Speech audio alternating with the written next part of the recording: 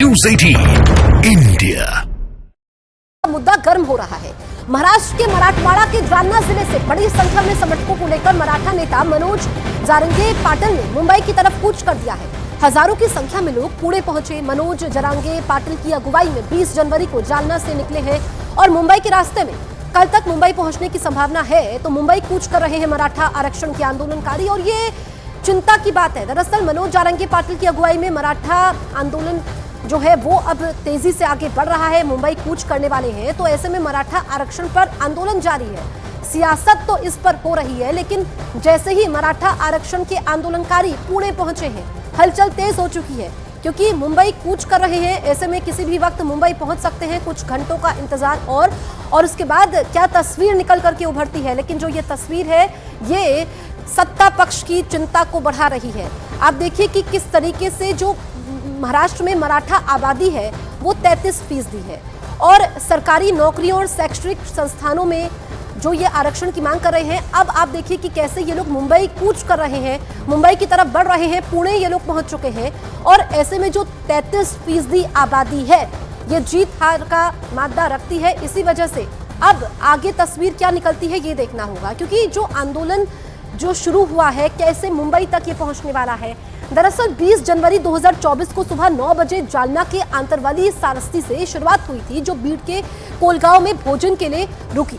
उसके बाद 21 जनवरी 2024 को ये मराठाओं का जत्था बीड जिले के करंजी घाट पहुंचा।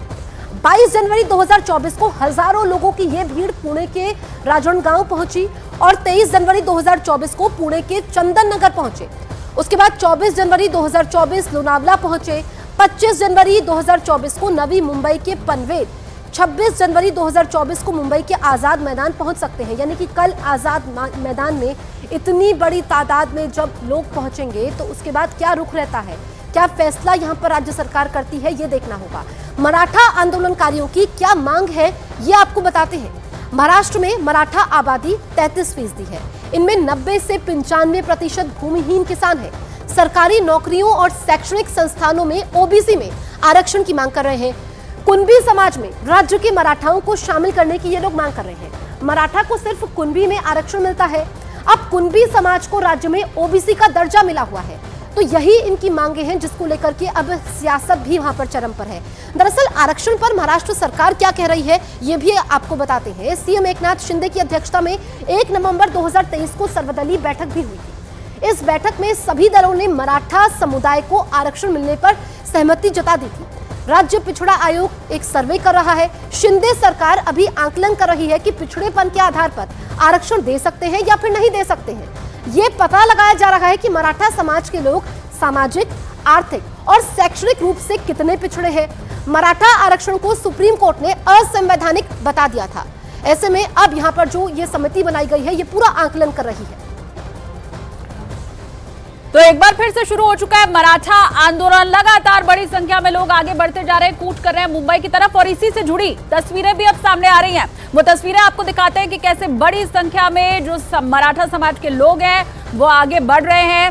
23 जनवरी 2024 की तस्वीर आप देख लीजिए। फिर महाराष्ट्र के अहमदनगर जब पहुंची है पूरी भीड़, तो वो तस्वीर हम आपको दिखा रहे हैं। और 24 जनवरी को पुणे भीड़ जब ये पहुंची है बड़ी संख्या में, तो वो तस्वीर भी हम आपको दिखा रहे हैं। सरकार परेशान है कि कैसे इनको रोक लिया जाए, मुंबई ये पहुंच पाए उसके पहले बाहर बॉर्डर पर इन्हें कैसे रोका जाए। अब यही सबसे बड़ी सरदर्दी सरकार के लिए बनी हुई है। मराठा नेताओं के साथ फिलहाल सरकार बात भी कर रही है। और देखिए महाराष्ट्र में मराठा आंदोलन की मांग कई दशकों से पिछले उठती चली आ रही है, लेकिन अभी ये जो ताजा आंदोलन है उसके केंद्र में 41 साल के मनोज जारंगे हैं। तो आपको ये बता देते हैं कि मनोज जारंगे आखिर है क्या, कौन है, इतनी बड़ी संख्या में भीड़ कैसे उन्होंने इकट्ठा करी।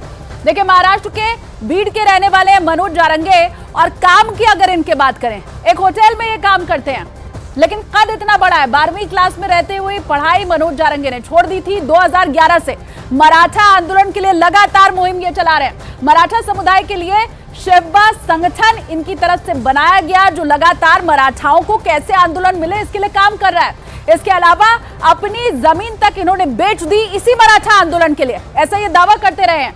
12 साल में 30 से ज्यादा बार आरक्षण के लिए आंदोलन किया गया मनोज जारंगे की तरफ से और अभी भी उसी काम को आगे बढ़ाते ये दिखाई दे रहे हैं और बड़ी संख्या में लोग इनके एक आह्वान के ऊपर कैसे आगे बढ़ रहे हैं और यही मराठा आंदोलन अब बड़ा रूप ले चुका है। चलिए अब आपको ये बताते हैं कि मराठा आरक्षण के लिए पहली बार कब मांग उठी थी और अब तक आखिर इस मराठा आरक्षण में हुआ क्या क्या है। 1981 पहली बार मराठा आरक्षण आंदोलन शुरू हुआ था, अब तक हालांकि मिल नहीं पाया है। अन्ना साहेब पाटिल की अगुवाई में पहली बार प्रदर्शन किया गया था।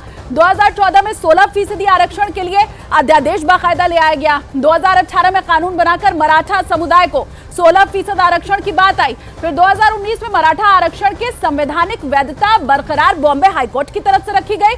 बॉम्बे हाईकोर्ट ने मराठा आरक्षण को 16% से घटा दिया और 12-13% करने का आदेश जारी कर दिया। 2021 में सुप्रीम कोर्ट की 5 जजों की बेंच ने मराठा आरक्षण पर रोक लगा दी, असंवैधानिक बता दिया इसे। सुप्रीम कोर्ट ने आरक्षण में 50% की बात कही। 2022 में सुप्रीम कोर्ट ने महाराष्ट्र सरकार की रिव्यू पिटीशन को खारिज कर दिया। तब सरकार ने कहा था एक बार फिर से सोच विचार लो, क्या पता आरक्षण हम दे सकते हैं, उसे खारिज किया गया।